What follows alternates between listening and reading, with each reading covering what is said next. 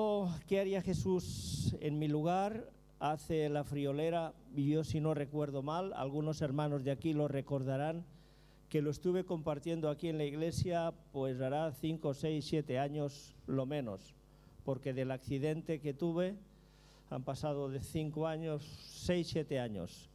Es igual, no me importa. Lo que sí quiero deciros es que cuando Javier, decir que Javier también está ahora en una convención de pastores en Antequera, cuando él me dijo el domingo si me haría cargo del culto, le dije que sí, pero tú sabes aquello que cuando te dicen algo, te viene un convencimiento de algo, de una palabra, ya te llega aquello.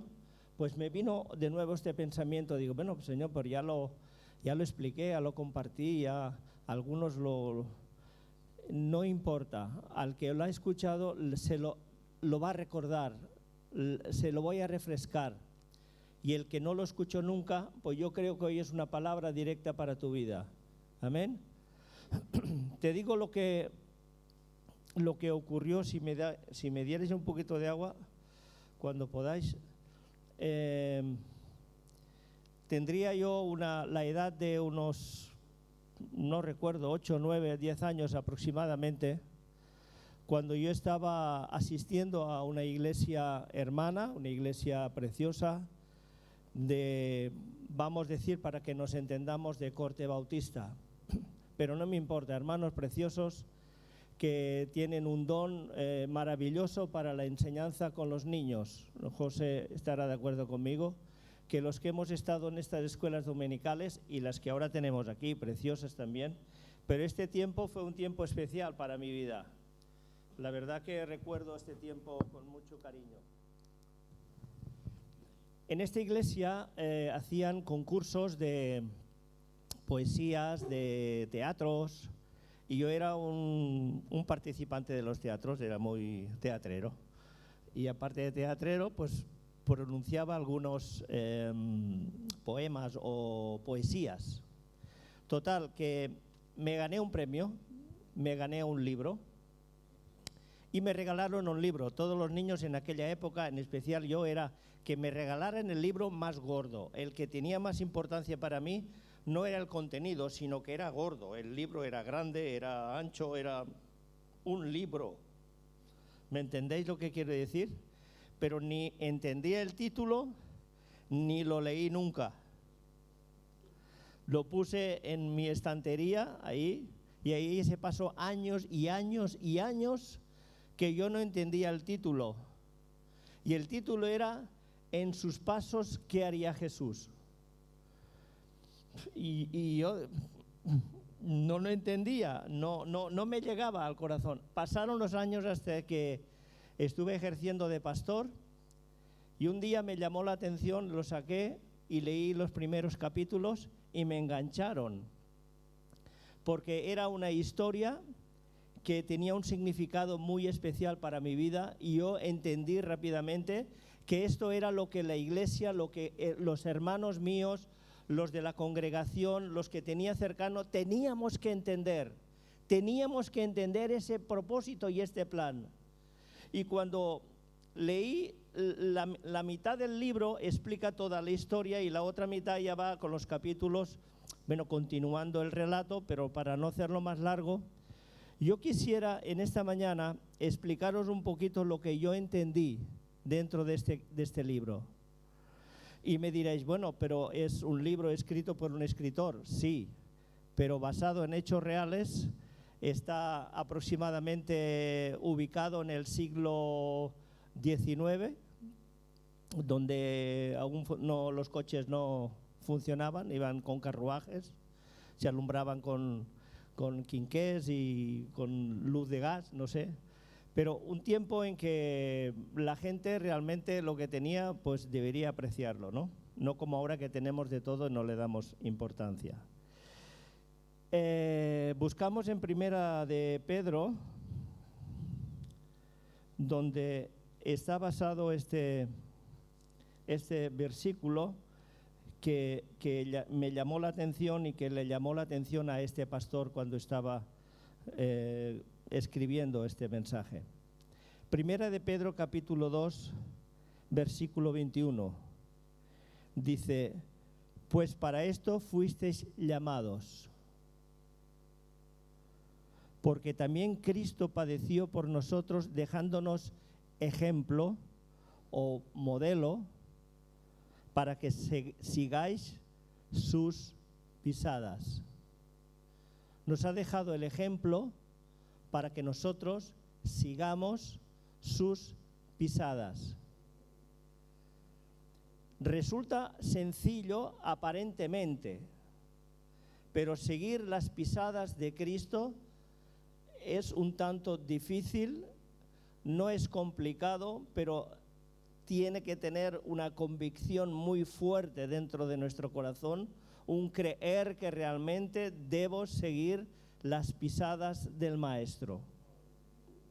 Andar por nuestros propios caminos, por nuestros propios pensamientos, por nuestras propias decisiones, muchas veces, la mayoría de las veces, no nos lleva a un final feliz. Pero si seguimos las pisadas de Cristo, siempre será un triunfo y una victoria asegurada.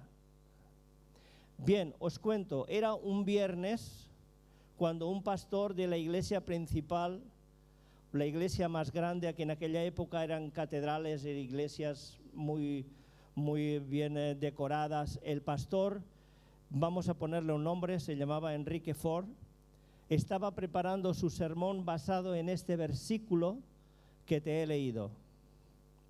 Y cuando estaba preparando era un hombre muy culto, era un hombre que estaba preparado intelectualmente, profesionalmente, había estado en un seminario, el hombre estaba preparado, pero era de aquellos pastores que no sabían predicar sus sermones si no los tenían palabra por palabra escritos. O sea, les costaba improvisar, no como nosotros que a veces podemos improvisar. Él tenía que tenerlo todo muy atado y bien atado. No estoy en contra, está bien.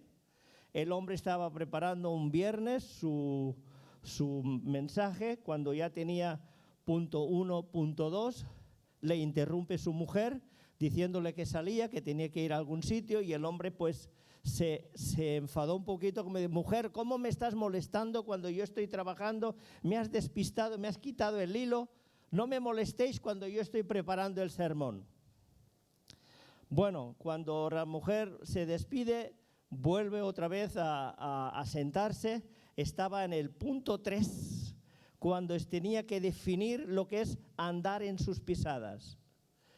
Y en este momento le interrumpe el timbre de nuevo, un timbre sonoro, y de nuevo el hombre sale por la ventana y dice, ¿y quién es ahora? ¿Quién me molesta ahora otra vez?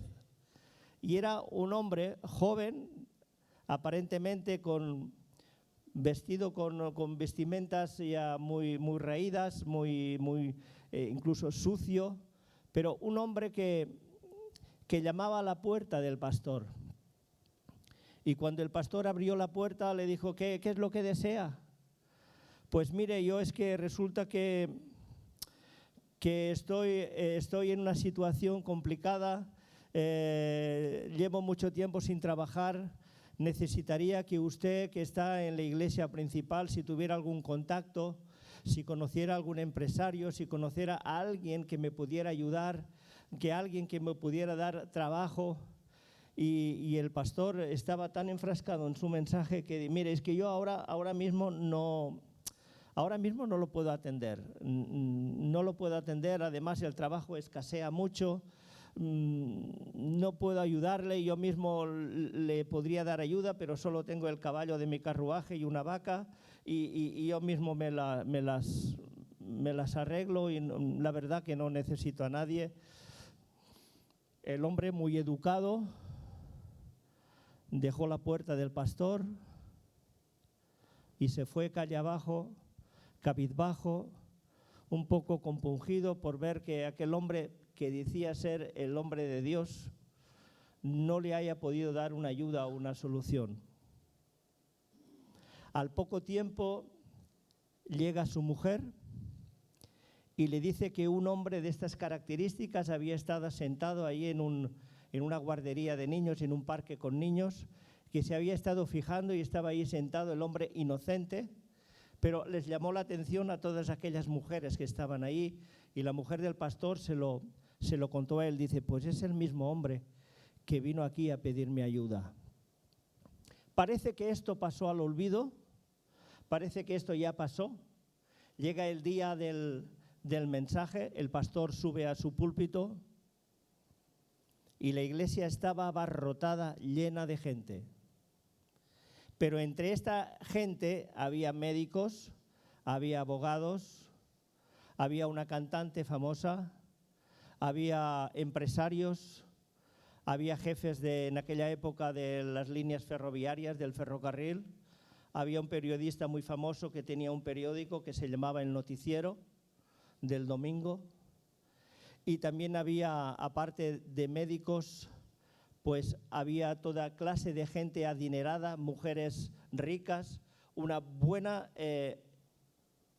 presencia de personas, una buena auditorio que tenía de gente importante, y el pastor se sentía importantísimo.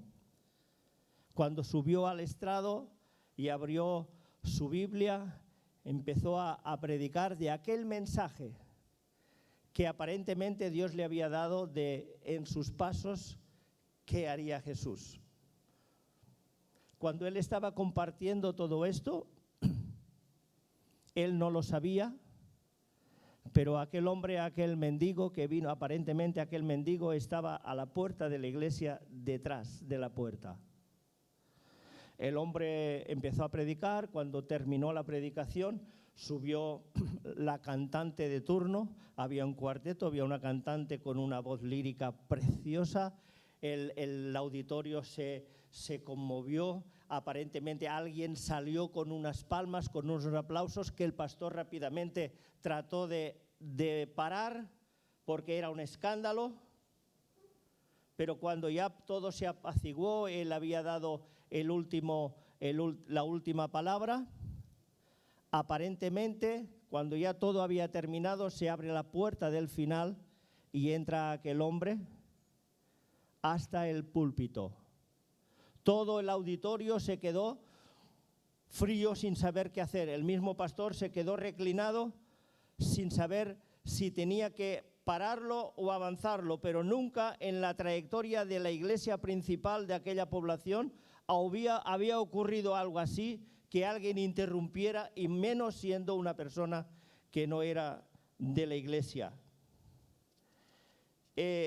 Quiero deciros que en este momento de la interrupción, el hombre dijo unas palabras. Dice, no soy un mendigo, no soy un borracho, no soy peligroso, pero mientras estaba ahí detrás escuchando y pensando en lo que vosotros llamáis seguir a Jesús, ¿qué querría decir esto cuando dijo seguidme incondicionalmente? ¿Qué querría decir? ¿Seguidme en obediencia? ¿En fe? ¿En amor? ¿Qué quería decir con ello? Con estas palabras este hombre retó a toda la iglesia a que realmente el mensaje que había dado el pastor, este mensaje que hablaba de seguir los pasos de Cristo, los pasos de Jesús, de imitar a Cristo en cada acción de nuestra vida, si realmente lo estaban sintiendo ellos en el corazón y lo querían poner en práctica. Porque el hombre sinceramente dijo, es que yo no lo entiendo. Es como decir, me he paseado toda la población buscando ayuda, buscando que alguien me diera una mano,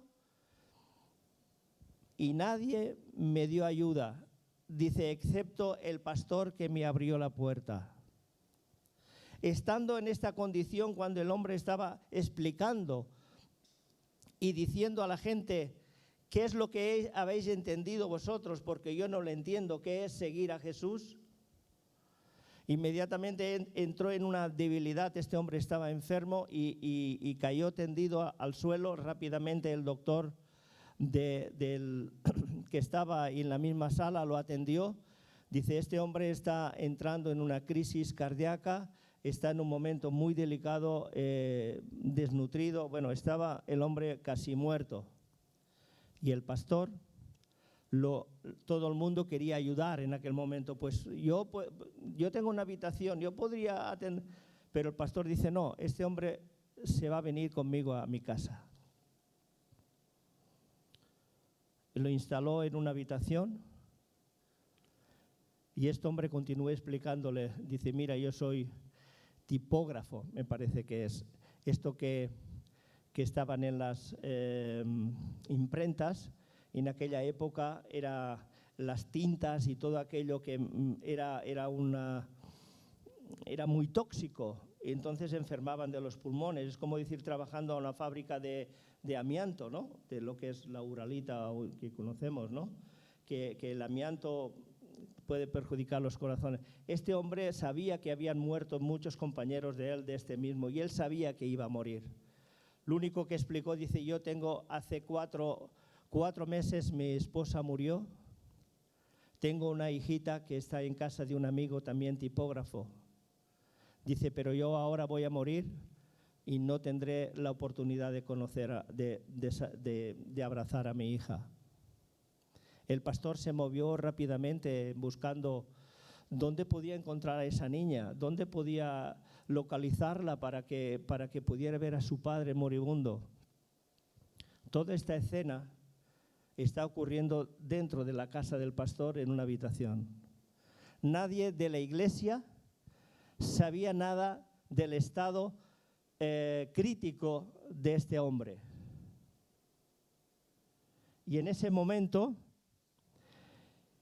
en que la crisis cada vez iba debilitándolo más y más, el hombre falleció.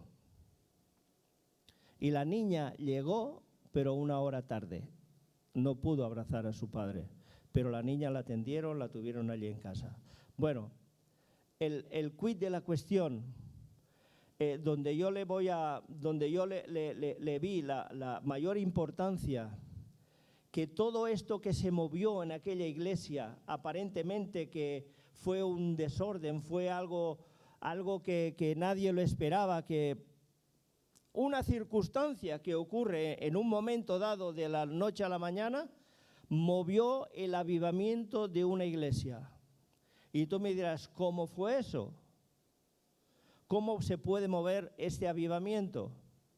El pastor realmente entendió el mensaje que estaba predicando y entendió el mensaje que haría Jesús en este momento, cómo actuaría Jesús ante esta situación. Por eso rápidamente él lo ubicó en su propia casa y quiso darle las atenciones que podía. El pastor estaba entendiendo cuál era el plan de Dios para su vida, que no era tanto predicar, sino hacer.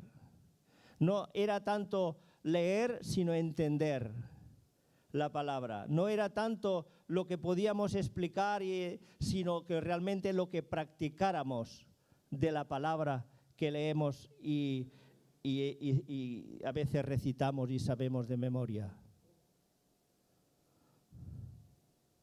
Lo que ocurrió, que al domingo siguiente, este hombre subió de nuevo al púlpito. Nadie sabía la situación que había ocurrido. El hombre yacía en su casa, muerto hacía horas. Pero el hombre subió al púlpito. Y el pastor predicó un sermón que nadie se creía que esto había salido de la mente de Ford. Porque en aquel momento este hombre predicó algo que tenía dentro de su corazón, de su mente, y no usó, lo que todo el mundo se quedó perplejo, es que no usó notas. Yo no estoy en contra de las notas, todos usamos notas, pero entenderme el significado. Este hombre, el sermón, la palabra le salía del corazón y la gente fue súper edificada. Pero lo que ocurrió al final del sermón, dijo, os voy a retar en este día, os voy a retar. quisiera que voluntariamente, quien quiera, al final del culto, se quede conmigo en un salón que está al lado del salón principal, porque quiero compartiros algo. Todos aquellos que quieran tomar un compromiso con el Señor, que se queden. Los que no, que se vayan.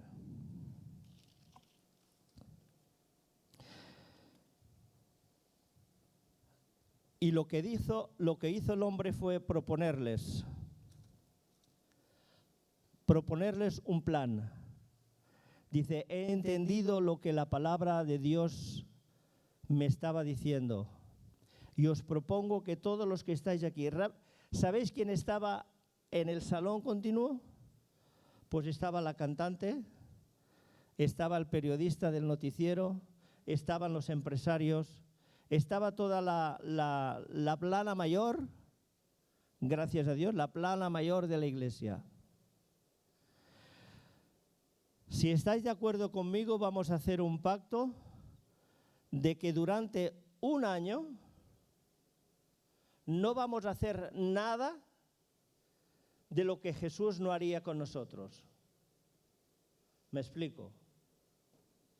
Que en cada paso, en cada situación, en cada decisión que tomemos, nos preguntemos a nosotros mismos, ¿qué haría Jesús en mi lugar? Pero esto va a ser un compromiso que vamos a tomar y vamos a hacerlo por un año. Si al cabo del año no te da resultados, puedes abandonar el compromiso. Pero yo sé que va a dar resultados. Todos los que estén dispuestos a que cada decisión de su vida, de su negocio, de su forma de vida, de cualquier cosa, se pregunten, y yo digo en esta mañana a la iglesia porque yo me lo he preguntado a mí también, decidan que cada paso, que cada decisión, que cada pensamiento, sea natural, espiritual, de negocios, de lo que sea, nos preguntemos sinceramente, ¿qué haría Jesús ahora en mi lugar? Y lo hiciéramos conforme a la conciencia que Dios nos ha dado, si estamos dispuestos o no a hacerlo. Aquella sala se convirtió como un cementerio. Nadie abría la boca, nadie decía nada, pero todos estaban maquinando y pensando si realmente debían de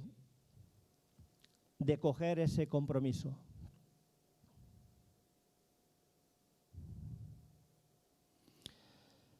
Uno de los que cogió el compromiso era el periodista principal de la población. Tenía un periódico, se emitía en domingo. El periódico se mantenía de los deportes, de las noticias de los deportes, en especial del boxeo.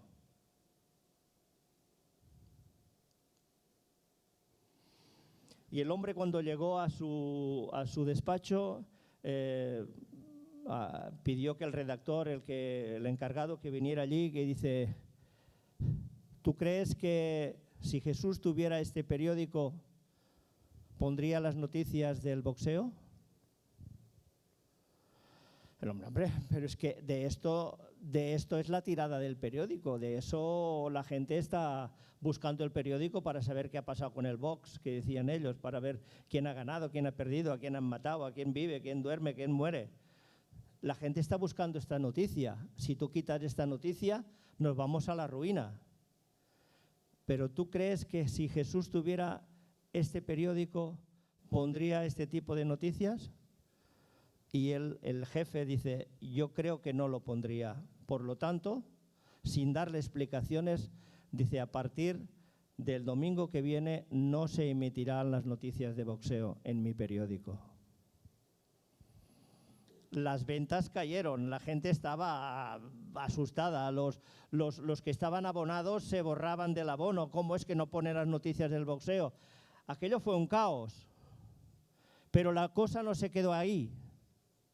Más adelante se vuelve a sentar ese hombre y dice que el periódico también vivía de las noticias de bebidas alcohólicas y de tabaco. Y se vuelve a hacer la pregunta: ¿tú crees que si Jesús tuviera este periódico, anunciaría bebidas alcohólicas y tabaco? Dice, a partir de ahora, este periódico no emite noticias de tabaco ni noticias anuncios de alcohol. Dice, ahora sí que va a ser la ruina. Ya no ponemos esto, ya no ponemos lo otro, ¿de qué vas a anunciar? Y el hombre dijo, bueno, Dios proveerá, ya veremos. La cosa fue caos, caos, caos. ¿Por qué digo caos y por qué estoy remachando esto? Porque el diablo está como león rugiente a ver cómo nos puede desanimar. Todo funcionaba mal, todo parece que se iba al traste, pero Dios tenía un plan. Y aparentemente estaba sospechando la promesa de este hombre. Estaba sospechando si realmente lo que había prometido y dicho desde su corazón era verdad y estaba dispuesto a llegar al final. Total, que quitaron todas estas noticias y aquel periódico se quedó manco. Lo que ocurrió más adelante os lo adelanto. Este periódico llegó a ser el primer periódico de la nación que emitía noticias de ámbito de la iglesia, o sea, cristiano. Emitía los sermones del domingo, las noticias, cosas de política también que interesaban al pueblo para saber a quién votar, quién no votar, pero se convirtió en el periódico más importante. Y todo esto fue a raíz de que Dios estaba en el asunto. A una mujer, a la cantante principal, le ocurrió lo siguiente: le dieron un contrato para que ella pudiera ser famosa, para que pudiera alcanzar la fama, y ella se preguntó, Jesús, ¿qué haría Jesús en mi lugar? Quisiera que yo cantara para el mundo, para el público, o realmente mi voz y el regalo que Dios me ha dado lo pudiera dedicar para Él. Inmediatamente la convicción vino a su mente y dice, yo no canto para el mundo, canto para Cristo. Y esa mujer dejó correr esos planes y dejó correr estas ofertas para cantar para Cristo. Cada vez que esta mujer salía al estrado a cantar, el ambiente espiritual cambiaba. La gente se emocionaba, lloraba, se ponía de carne de pollo. Estaban emocionados porque aquella letra y aquella canción y aquella melodía les llegaba a lo más profundo de su ser. Una mujer que podía ser súper famosa y ganar dinero en abundancia, dejó pasar todo esto porque se preguntó, ¿qué haría Jesús en mi lugar? Y no tan solamente esto, sino que había empresarios que tomaron el compromiso. Uno de ellos fue el encargado del ferrocarril. Era un hombre que al principio era un hombre bastante serio, severo, frío, no amable para nada. Los trabajadores les trataba de cualquier manera y eran cerca de 300 hombres en la empresa trabajando. Tenía un salón donde los trabajadores iban a comer la merienda o la comida de mediodía, cada uno se llevaba lo suyo, pero era un salón desaliñado, sin calefacción, frío. ¿Y sabéis qué hizo este hombre? Pensando, ¿crees que Jesús permitiría que estos hombres comieran en este lugar? ¿Qué haría Jesús en mi lugar? Inmediatamente la convicción del Espíritu Santo vino a su vida. Dice, arregla todo esto, pon las ventanas de acuerdo, pon calefacción, Deja que ellos coman cómodamente, que puedan disfrutar del descanso. Así lo hizo, pero no se conformó con esto. Se puso en contacto con el reverendo, con el pastor. Dice, a partir de ahora quiero que este salón se convierta en una sala de evangelismo. Que mientras ellos están comiendo o están descansando, tú puedas predicarles el evangelio. Y el reverendo Ford, que no predicaba sin notas, fue el primer hombre evangelista, juntamente con otros que se agregaron a él, a llevar campañas de evangelismo de éxito, donde muchos hombres conocieron el evangelio, conocieron la verdad, el camino y la vida. Porque un hombre hizo un compromiso y dijo, yo no voy a dar un paso sin contar si Jesús está en el asunto.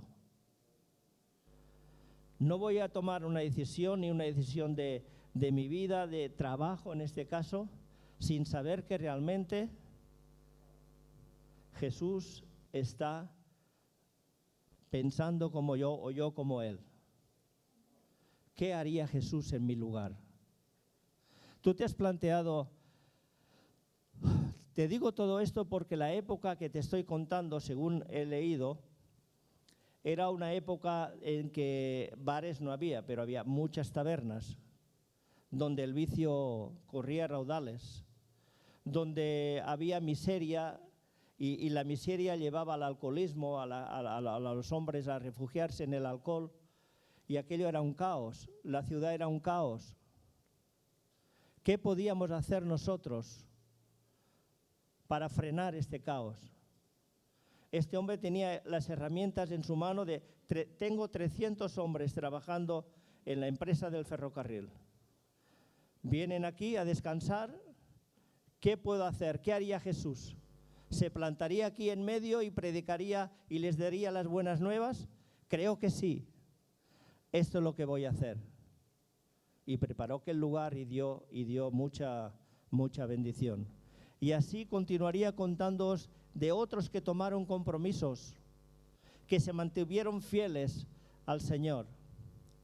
Uno de ellos, un empresario, no era el empresario, sino era el encargado principal, y llegaron a su mesa papeles de la empresa que estaba desfalcando, que estaban haciendo chunchullos, que estaban haciendo cosas ilegales. Y el hombre, cuando le llegó a esto, dice, yo no quiero participar con esto. Y lo denunció a los dueños. ¿Qué haría Jesús en mi lugar? ¿Lo guardaría, se callaría o lo denunciaría? Se atrevió no a denunciarlo, sino a decir, yo no quiero participar en este asunto, ¿no? ¿Sabéis qué le ocurrió? Que lo despidieron. Se quedó sin trabajo, con una mujer e hijos sin trabajo. Pero rápidamente Dios le dio la salida de otro trabajo. No quiero decir que siempre que hagamos algo así va a venir detrás la bendición. No. Hubo opresión, ataques, desánimos y toda clase de cosas. Es al final, el premio del final. Somos a veces conscientes de que aquí en la tierra no vamos a ver todo lo que nosotros estamos anhelando y viendo y buscando. No, quizá no lo veremos, pero sí sabemos que tenemos un galardón con Cristo. Sí sabemos que si andamos en sus pisadas alcanzaremos la salvación. Sí sabemos que Dios tiene los galardones y los premios preparados para todo aquel que es fiel a su palabra, y que está preparado también una condenación para todos aquellos que andan fuera de sus caminos. Quizá aquí en la tierra no lo veremos, o sí, pero esto no es lo que a mí me va a convencer de si tomo una decisión o no. Si tú aceptas a Cristo como único y suficiente Salvador de tu vida, si tú le invitas para que sea el que rija tu vida, el que tome las decisiones por ti en cada situación, sea emocional, espiritual, natural, de trabajo, de buscar esposa, de buscar marido, de lo que sea natural, o de algún negocio o alguna alianza con otra persona, si todo esto que te estoy poniendo como ejemplos, antes decidimos en nuestro interior decir, ¿qué haría Jesús en este asunto? Jesús, ¿qué haría? Rápidamente estoy seguro que la unción del Espíritu Santo viene a tu vida y te dice, por ahí no andes. Apártate de esto. No sigas por ahí. Esto no es lo que te enseñé. Ahí vas a tener más resultado. Puede ser que alguno de vosotros, de los que estáis aquí, no conozcáis la palabra con profundidad, porque todo está escrito.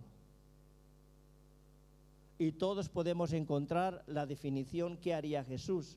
En muchos pasajes encontramos la solución. Cristo no hizo esto, Cristo condenó aquello, esto no lo haría, esto sí que lo haría. Pero quizá tú estás en una situación que no conoces la Escritura en profundidad. Pero sí Dios te ha puesto en este lugar. Y te ha puesto personas a tu lado que quizás sí puedan conocer la palabra. Y quizá te ha puesto también en lugares donde puedas consultar y tratar de aclarar tus ideas, aunque a veces no las entendamos. Pero ¿eres capaz de entender lo que te estoy diciendo?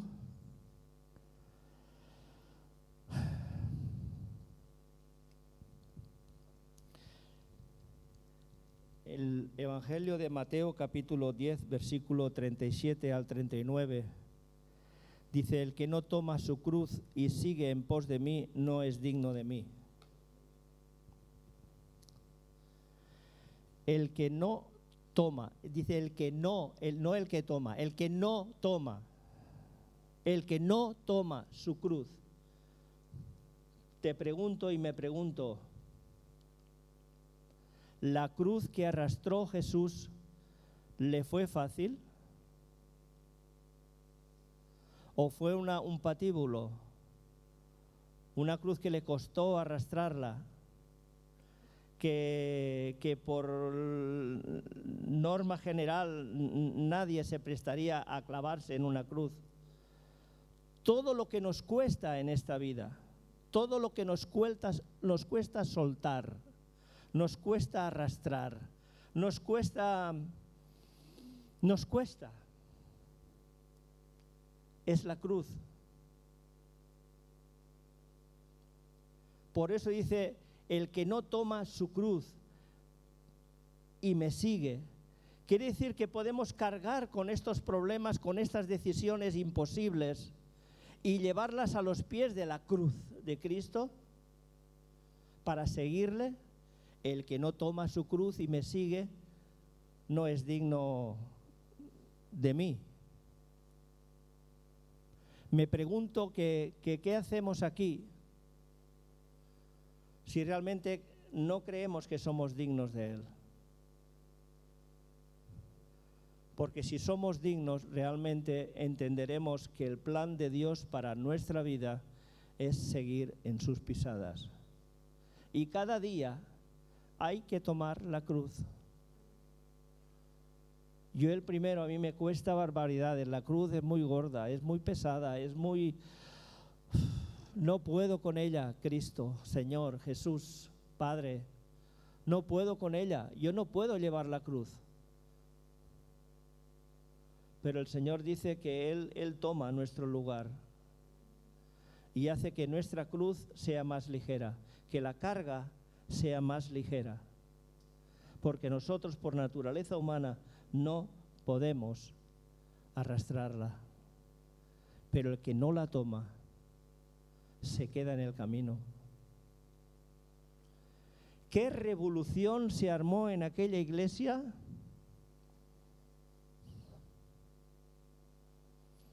Hay otro pasaje que ilustra esto de un joven, el joven rico, que está en Lucas 18, 22, que vino a Jesús cargado de riqueza, cargado de cosas, y le dijo aquella conversación que tuvieron los dos,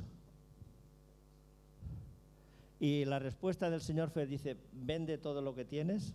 O sea, esto es lo que a ti te llena, esto es lo que a ti te preocupa, tú vives por esto, por lo tanto, vende todo lo que tienes, sácatelo de encima y sígueme. Pero todos sabéis que con tristeza ese joven o ese hombre joven aparentemente dijo, tengo demasiado para soltarlo.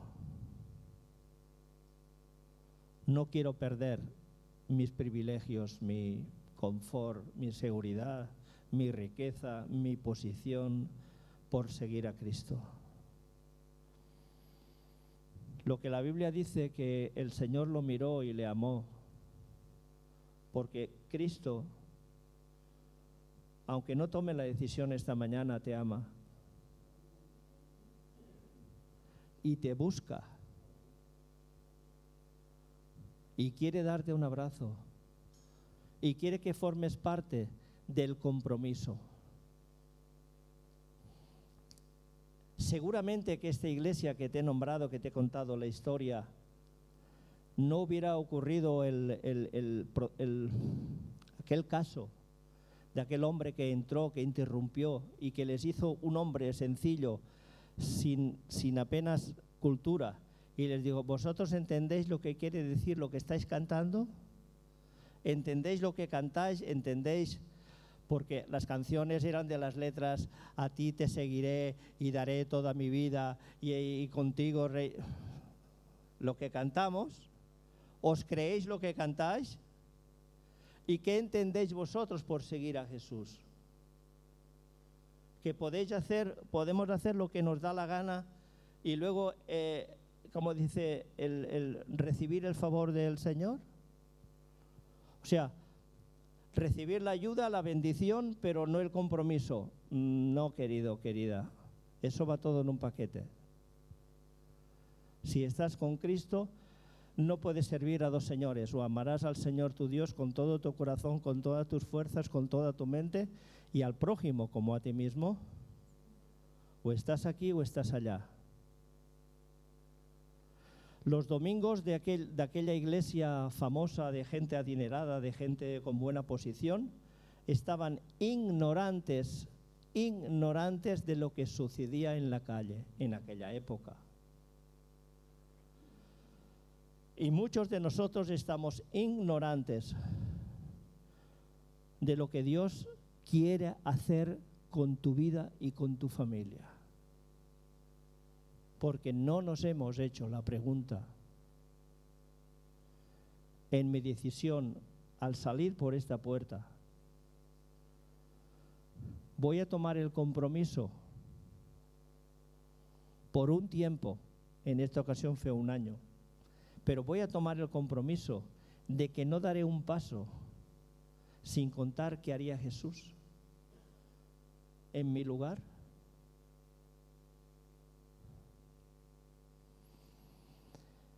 Piénsatelo bien.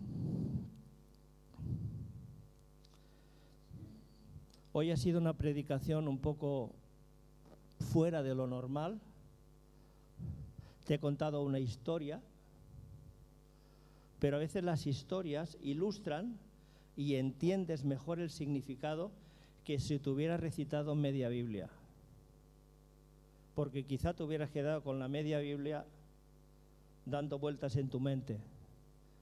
Pero solo una frase que he dicho que no se quitara de detrás de mí, para que en cada momento y en cada palabra tú leyeras de nuevo, ¿qué haría Jesús en mi lugar? ¿Qué haría Jesús en esta decisión, en esta circunstancia? ¿Qué haría Jesús con mi vida? ¿Qué espera Jesús de mí?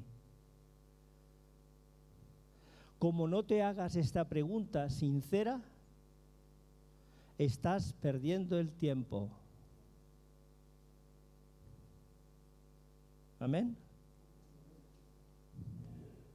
Por lo tanto, es importante que en esta iglesia se empiece a vivir una forma de actuar diferente, que eso va a ser lo que va a cambiar la situación emocional, la situación anímica, los desánimos, las proyecciones, los pensamientos y todos nuestros conflictos tienen que estar basados en una pregunta: ¿qué haría Jesús en mi lugar? Amén. Espero, hermanos, que esta palabra para algunos os haya recordado, para otros ha sido nueva, pero creo que ha sido inspiracional. Son de estas palabras que vas a tardar en olvidar. Y este es mi propósito, mi plan, que tardes en olvidar que el camino solo está para andarlo en una dirección, no para ir saliendo y entrando, no jugando a ser y no ser. Si quieres ser, pregúntate cada vez: ¿qué haría Jesús? ¿Haría esto? ¿Haría lo otro? ¿Tomaría esta decisión? Estoy segurísimo que el Espíritu Santo te va a dar el convencimiento. Aleluya. Y ahora, para terminar y dejarte para que medites en todo esto, les he pedido a los hermanos de la alabanza de un corito antiguo. No me refiero al siglo XIX, como os he contado la historia, pero sí un cántico antiguo que dice exactamente la palabra: he decidido seguir a Cristo. Si tú has decidido seguir a Cristo, levántate de tu silla y empieza a darle gracias a Dios. Amén. Por tu decisión. Y vamos a terminar alabando a Dios, para que Él sea el guía, el centro, para que Él sea el que me guía en cada situación de mi vida.